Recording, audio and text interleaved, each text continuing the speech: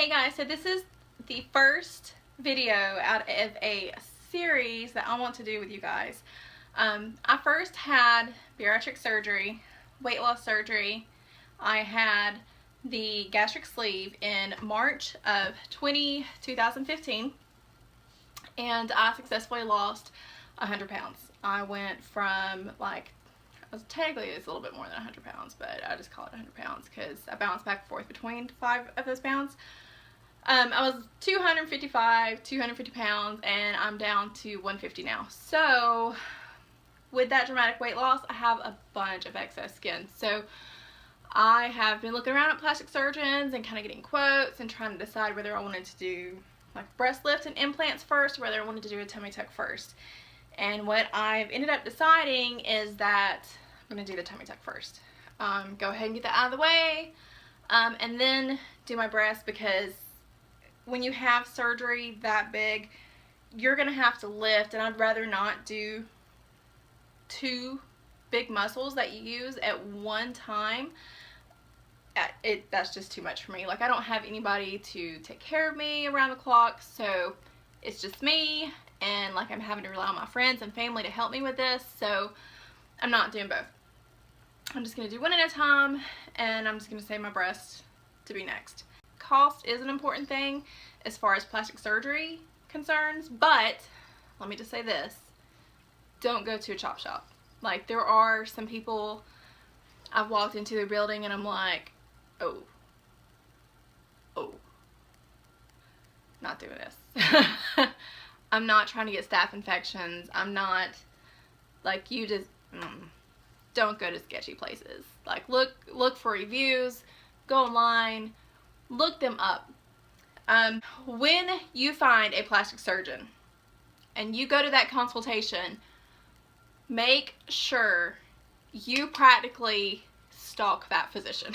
Like, don't take this in a bad way, but you need to look up their medical credentials. Find out if they're certified with the Plastic Surgeons Board. Find out what their fellowships were, the residency programs they went to, what college they graduated with, when they graduated, if they have any malpractice suits against them. I mean, you can find all of this stuff ready and available online.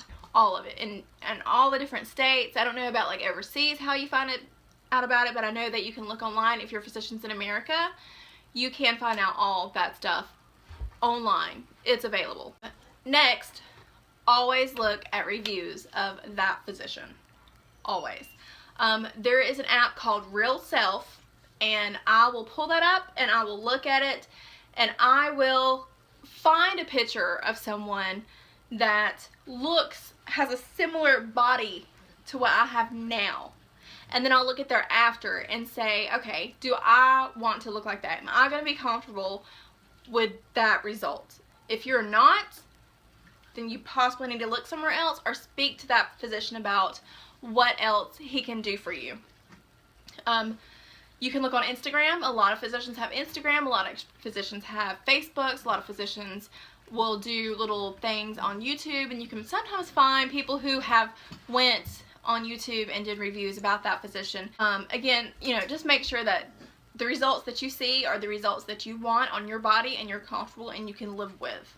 If you can't, then keep looking, because that surgeon that is perfect for you is out there, and you just have to seek them and find them and meet them and make sure that you're the perfect patient for them. Because sometimes if a physician looks at you and says, okay, this is a big job and I don't know whether I can handle it, that's fine. Like, appreciate their honesty. Like, if they think that you need to go through 2 surgeries, like say a breast lift and then implants, they're saying these things for a reason, because they're trying to avoid tissue death, they're trying to avoid complications, they're trying to look out for your best interest, and it's not, and in our head we're thinking, okay, it's just out of their pocket.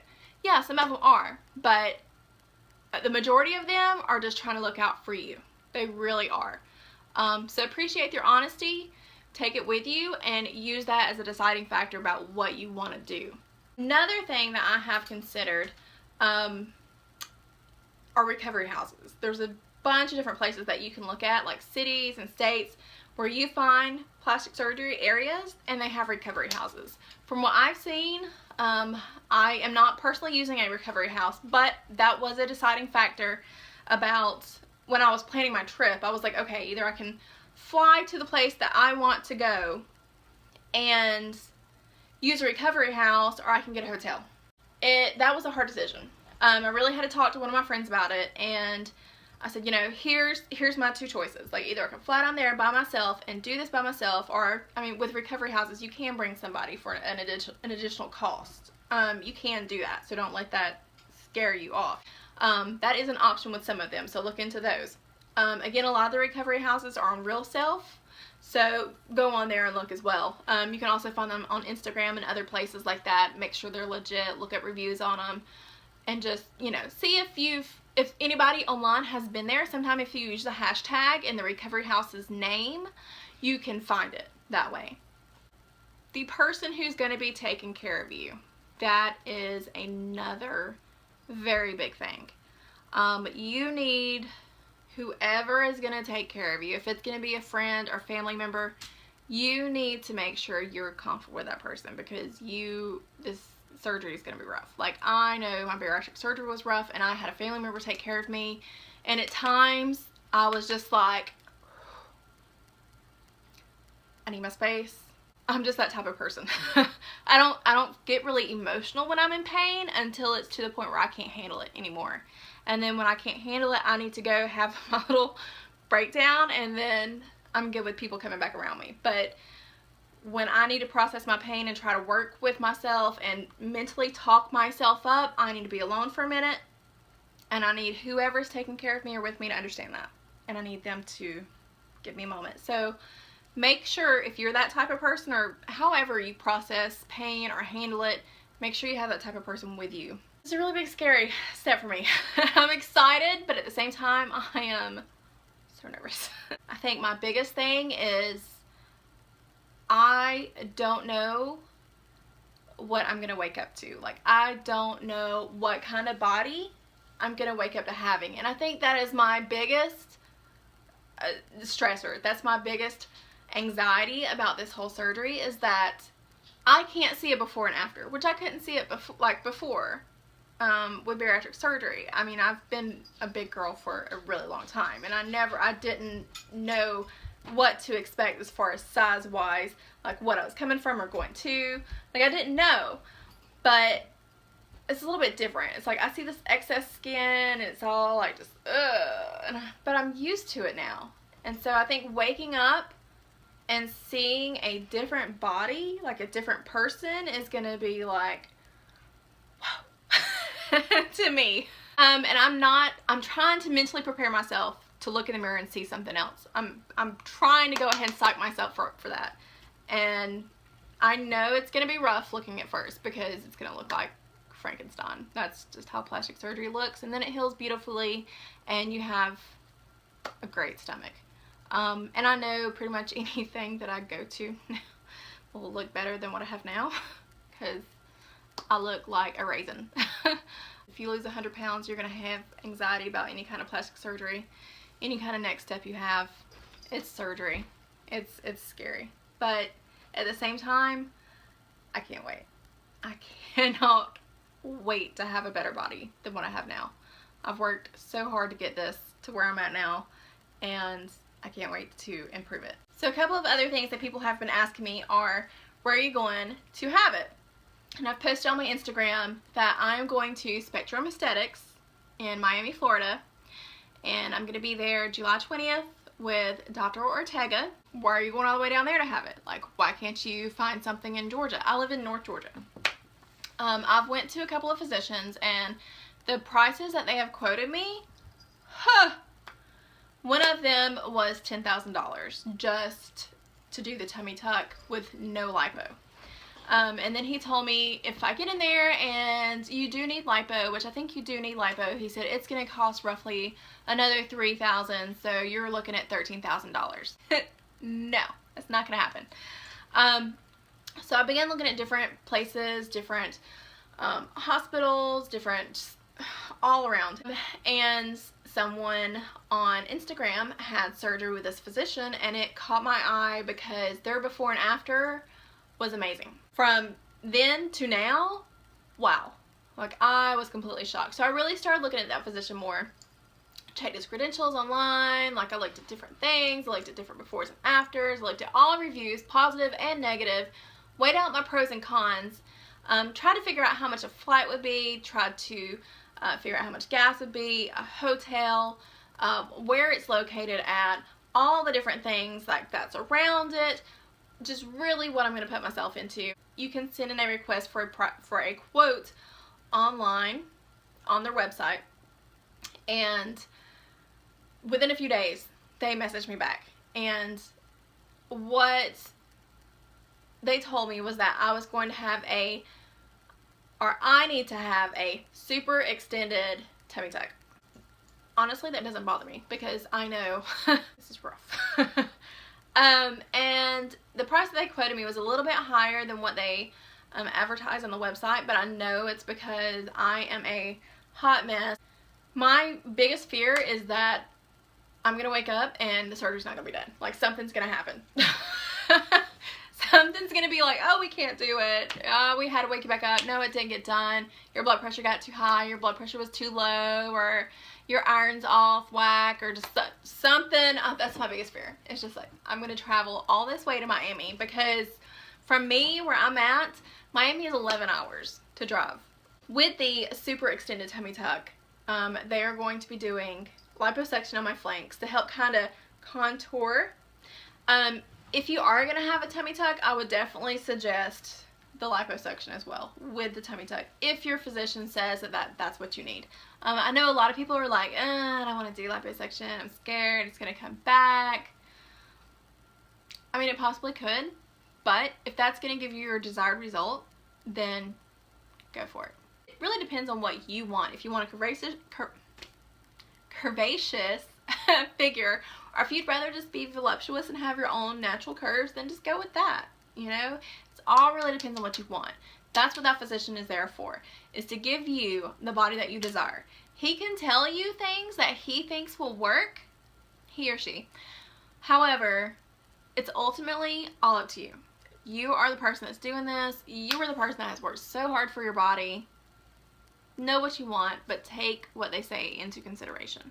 Go in there to your physician consultation with an open mind. Go ahead and then make sure you go to a few. I'd say at least 5 before you make up your ultimate decision. Don't just go to 1 or 2 and be like, okay, either or. No, go to multiple, because the more you go to, the more you learn. The more you figure out the questions that you need to be asking. Okay, here's one of them that's really, really big, is prep time. Whenever they're scrubbing in the OR, do you know how long they prep for? Is it 5 minutes? Is it 10 minutes? That is one question that you need to ask, because the longer the prep time, I mean, and you can request a different prep time. Instead of a 2-minute scrub, can you do a 5-minute scrub on me? That requires everybody that goes in there and touches your body and is scrubbed into that OR room to have a longer prep time, which reduces infections. Not saying that a 2-minute prep isn't sufficient or a 5-minute prep isn't sufficient, but you can up the time. I mean, it can't be drastic. But, a couple of people have asked me, why did you pick Dr. Ortega? Have you seen his before and afters? Hello? Wow!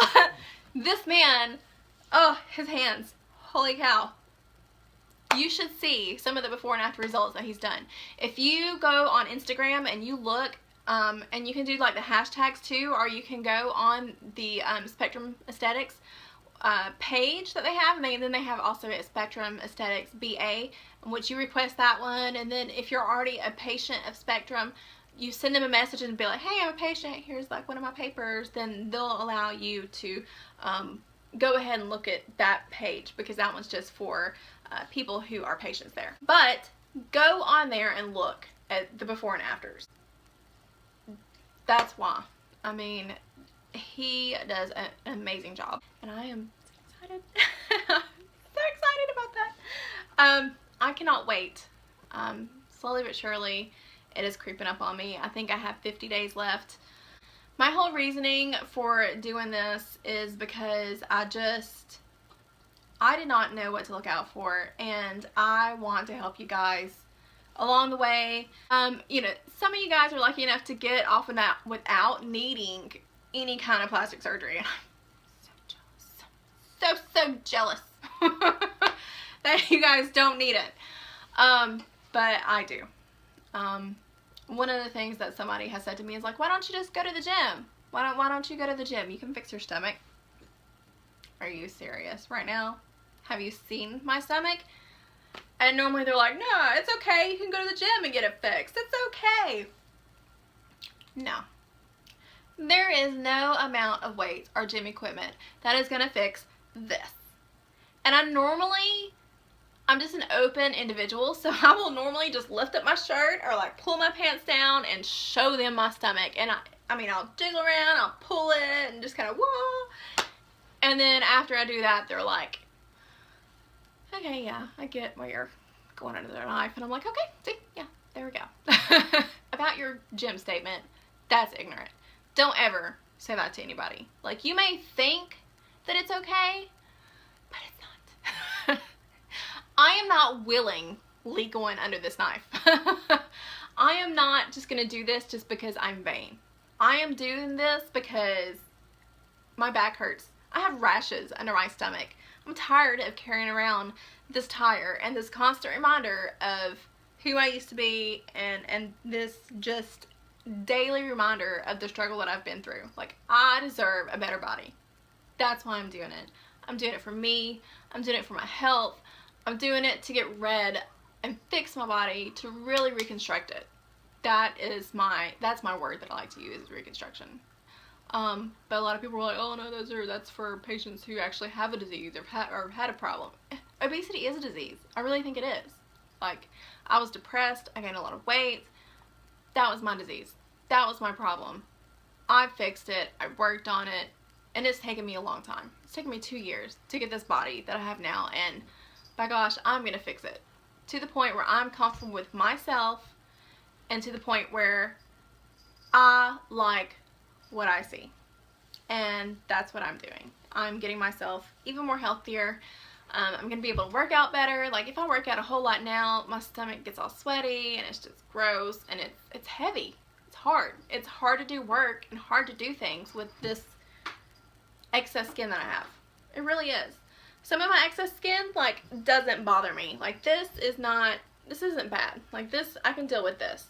You know, some people ask me if I'm going to get this fixed next. No, I don't care. I don't care about that. It doesn't bother me. So, if you guys want anything specific, I'm going to do a couple of videos before my surgery. If there's anything really specific that you want to know about, just comment below. Make sure you subscribe so you can follow me throughout this, and let's do this. Let's do this together. I really need y'all's support. I'm